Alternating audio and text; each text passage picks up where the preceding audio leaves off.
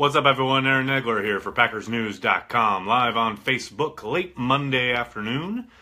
Was holding out to see maybe if the Packers had some kind of transaction going today with a number of teams around the league making some cuts. The Bears announcing earlier, guys like Randall McPhee will be available.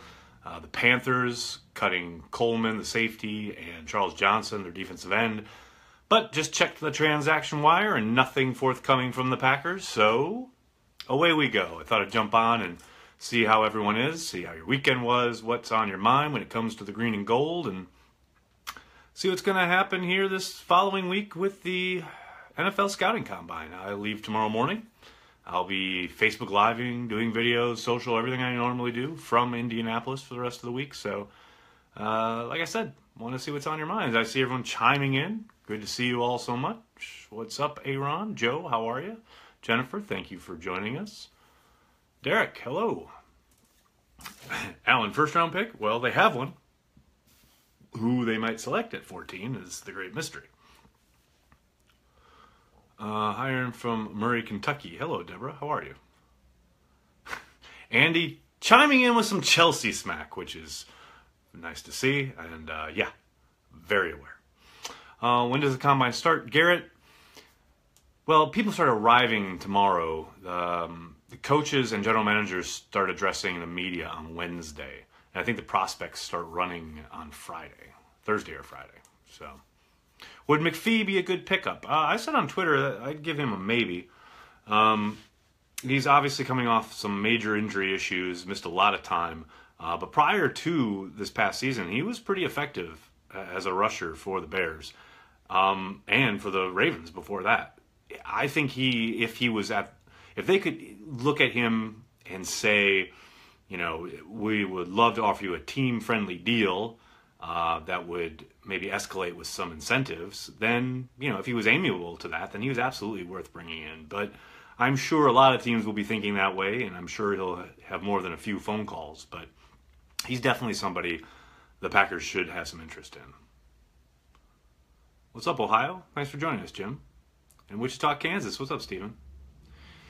Jay, any opinions on Pipkins? Yeah, I really like Lenzy Pipkins. I think he's raw. He's got some ability.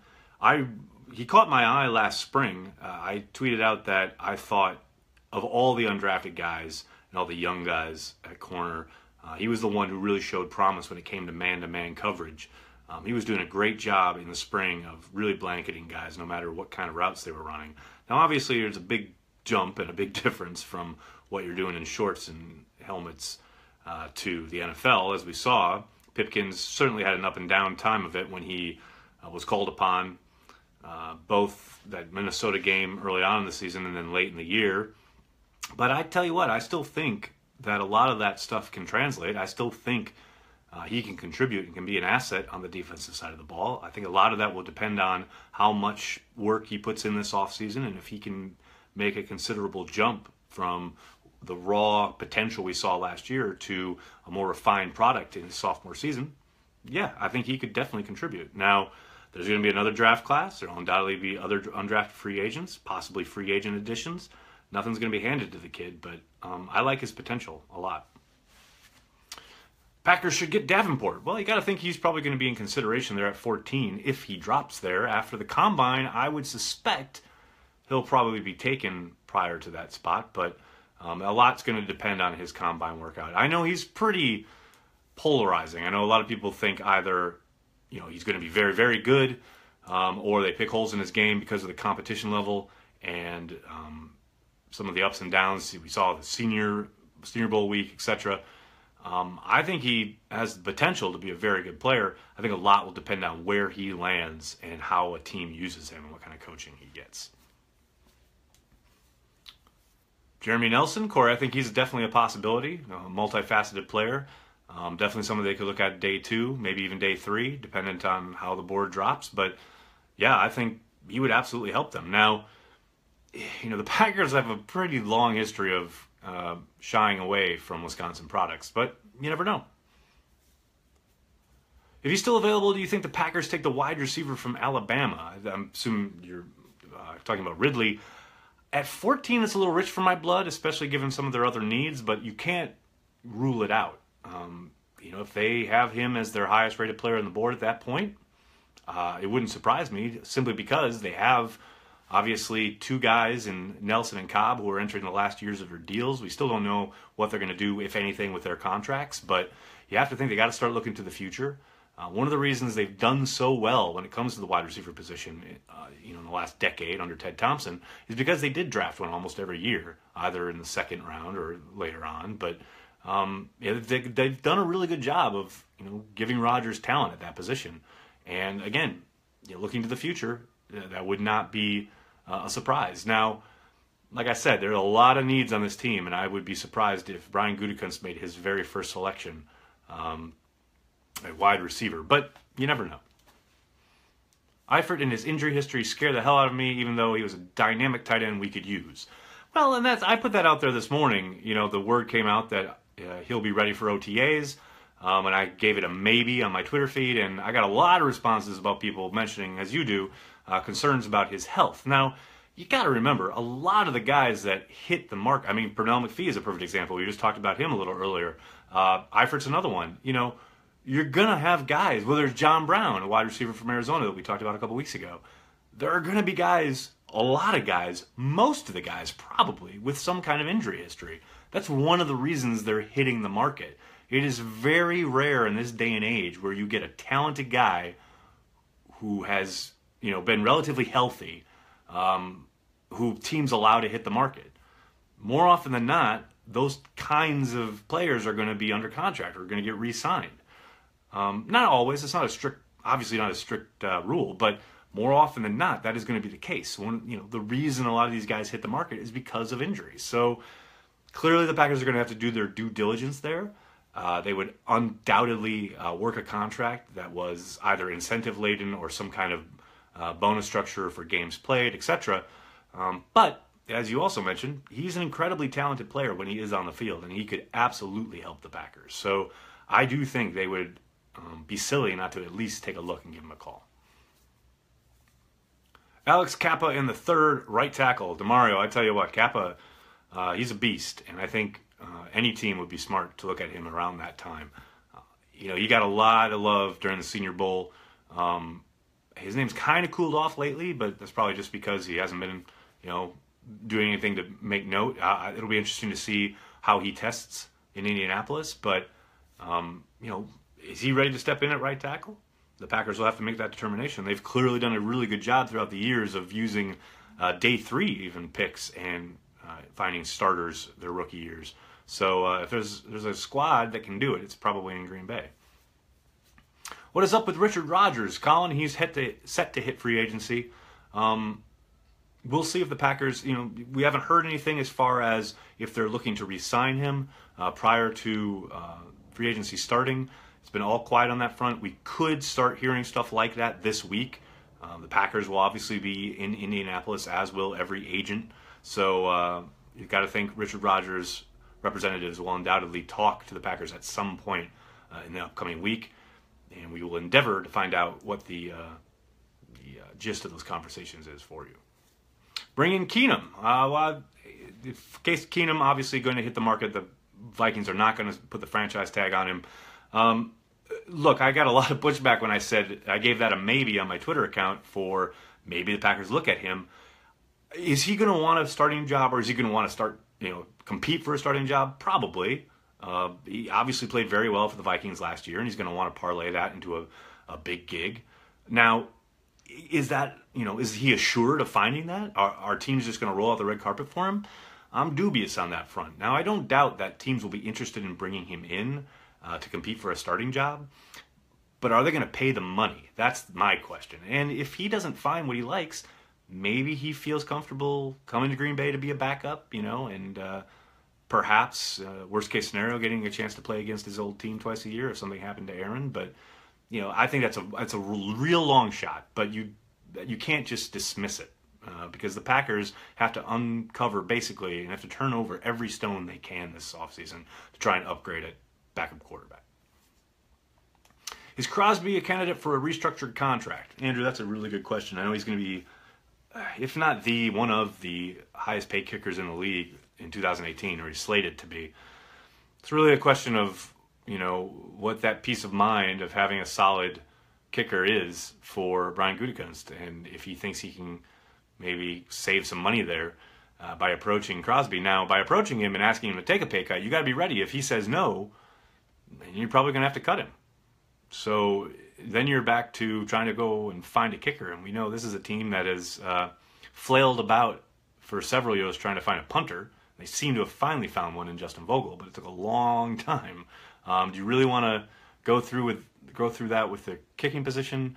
Not to mention, kickers can cost you games. Not having a kicker can cost you games. So I don't know. Is he a candidate? Yeah, technically, probably, but I'd be surprised if the Packers went that route. Would you extend Martinez this year to keep the price down? No, I would. I saw somebody wrote that this morning. I was going through all my Packers stuff, and I know someone had suggested that. I can't remember who it was, but I would make him play one more year. Now, if he improves, sure, the price is going to go up. Then you approach him for an extension, but 2 years out is a bit much for me. I would make him repeat the productivity you saw in 2017 with hopefully an increase as far as his ability in coverage and or decreasing his missed tackles. Who will be the starter for the Vikings? Pedro, that's the big mystery. They are currently, I don't know if this is media smoke or what, but they sure seem to be ready to make a push for Kirk Cousins, who's set to be a free agent, the soon-to-be former quarterback for the Washington Redskins. That really gained steam this afternoon. Mike Garafolo kind of dropping that the Vikings are ready to make a big push for Kirk Cousins. So we'll see. Maybe it's Cousins. Maybe they maybe they make it Bridgewater. Who knows? Chances Aaron Rodgers waits out for a new contract past this summer. There's always a chance, but I'd still be very surprised if the Packers don't get it done this offseason, probably right before training camp. Who cares about the Vikings? Bob, probably fans of the team that plays them twice a year. And, whose division they just won. But that's just my guesswork.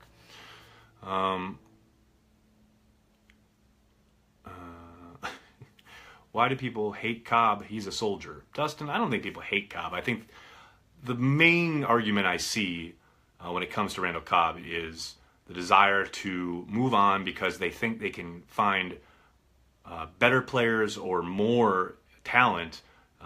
They can use that money more judiciously by signing more players. I'm of the opinion I think he's really good at what he does and is a great fit for the Packers offense. Aaron Rodgers and Mike McCarthy are going to have to endeavor to get him the ball a little bit more, but I think he does too well to move on from. Now, maybe he takes a pay cut. I doubt it, but maybe. But I'd be very, very surprised if they outright cut him.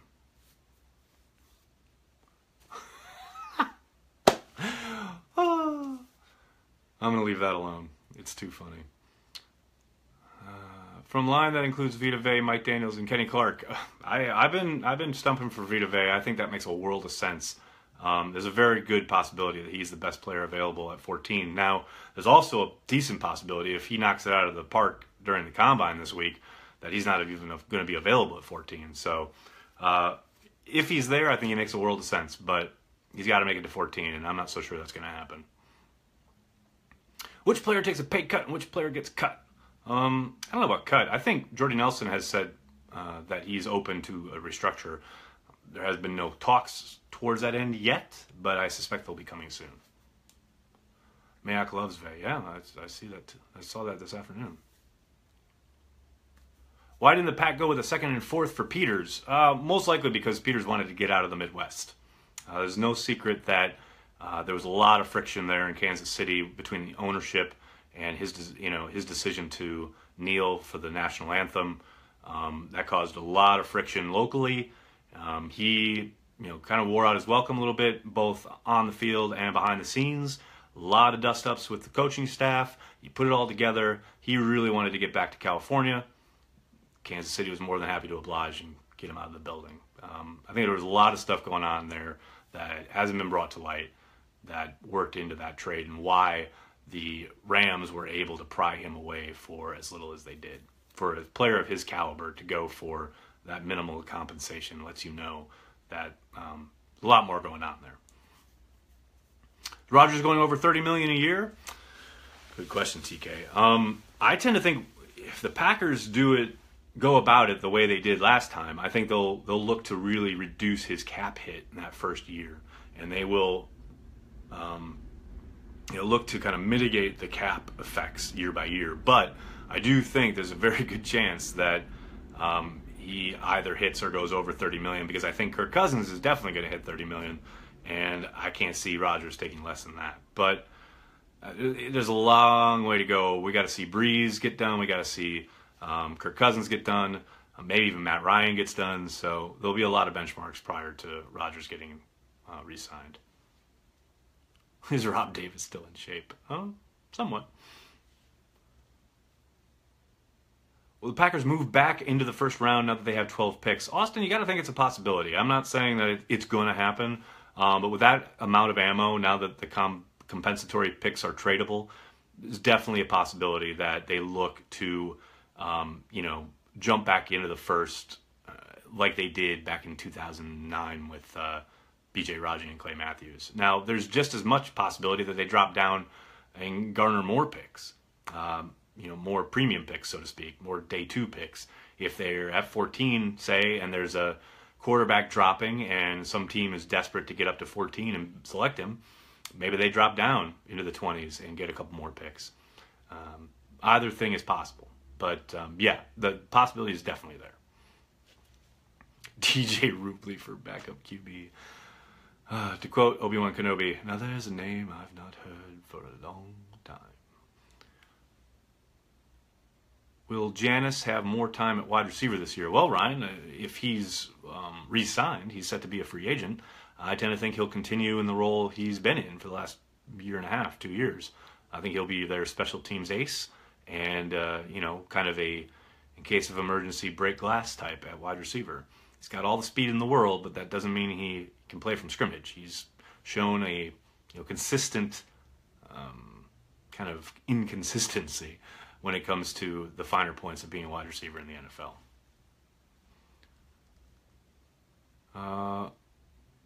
How do you think the Packers are going to do? Modesto, how do I think they're going to do this year? Let's let the offseason play out. I tend to think they're contenders simply because they have Aaron Rodgers, but we'll see. It really depends a lot on what they do to improve on defense and what kind of tweaks they make to the playbook on offense. Any surprise cuts coming, Kurt? If I knew that, it wouldn't be a surprise, would it? I tend to doubt it. Nothing like Josh Sitton or anything like that was a couple years ago. But, I guess it's always a possibility one of those wide receivers gets cut, but I tend to doubt it. Let's see. Quinten Rollins, what do you think about him? Juan, I think he's got an uphill battle.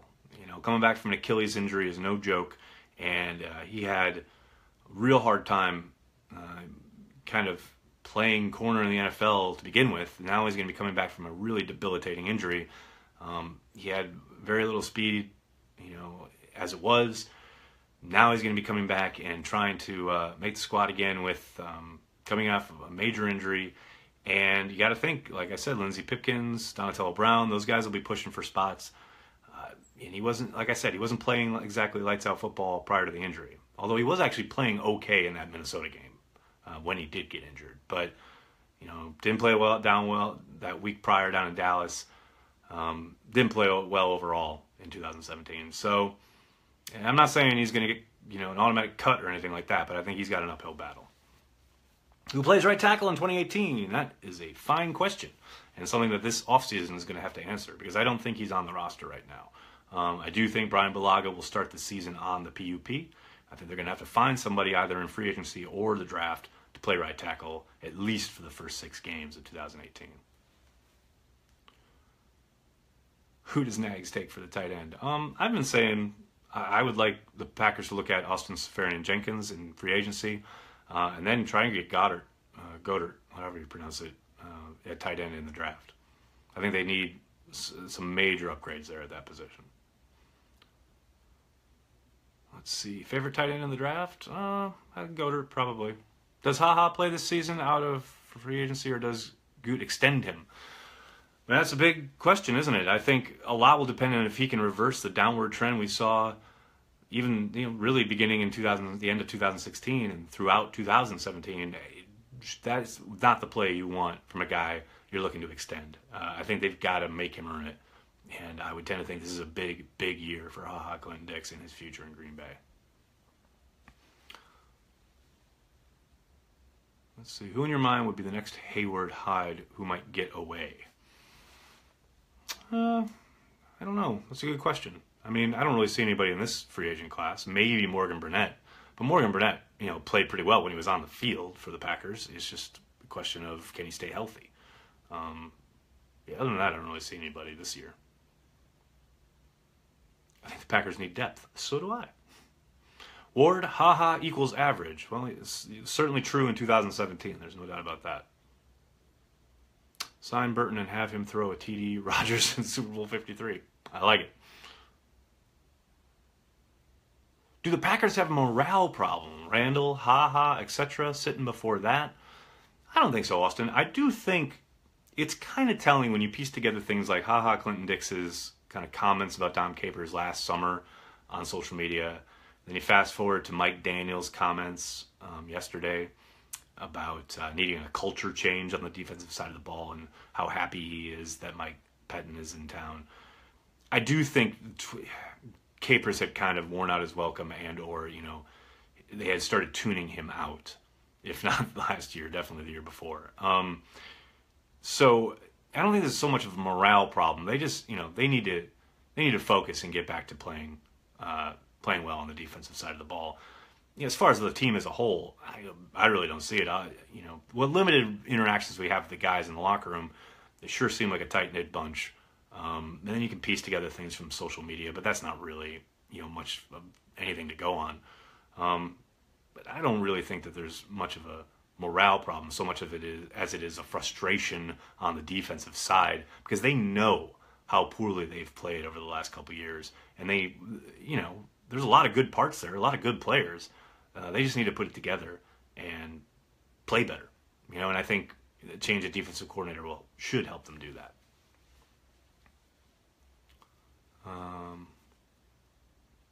Is our O-line strong enough to protect our aging quarterback? Jeffrey, I think so. I think a big part of it was who's going to play right tackle. But across the board, if you go Bakhtiari, Taylor, Lindsley, what I think is probably going to be McCray at right guard, and then you find your right tackle, at least until Bulaga comes back, yeah, I think they are. Now a large part of that is, Rodgers protecting himself. The play he got hurt on this past year, there's nothing the offensive line can do about that. That's Rodgers escaping the pocket and looking downfield and finding a guy. Of course, that guy was Martellus Bennett, and he dropped it. But, that's Rodgers. He's got to get rid of the ball sooner. He sees the linebacker coming at him. Get rid of the ball. He does that a lot, too. He's done that a lot the last couple of years, where he's held the ball and held the ball and held the ball, looking to make a play, and taken an unnecessary hit. Now, that's not absolving the offensive line. Obviously, they have to play well. But, Rodgers has to mitigate the hits he takes by being smart with the football. I don't think I'm saying anything his own coaches won't tell him, So, and I'm not saying anything he doesn't know. But that is part of the equation. Packers will take a special teams player first. Whew, that's the first I've heard that. That's really good. That's a good joke. All right, everyone. I'm going to jump. I'll talk to you guys tomorrow when I'm in Indianapolis getting ready for the Combine. In the meantime, make sure you're checking PackersNews.com. Pete Doherty will have a kind of an overview setup kickoff for the Combine that you can read just to get a kind of an overview of what the week is about. In the meantime, like I said, I'll be in Indy tomorrow. I'll talk to you then. You guys have a great night.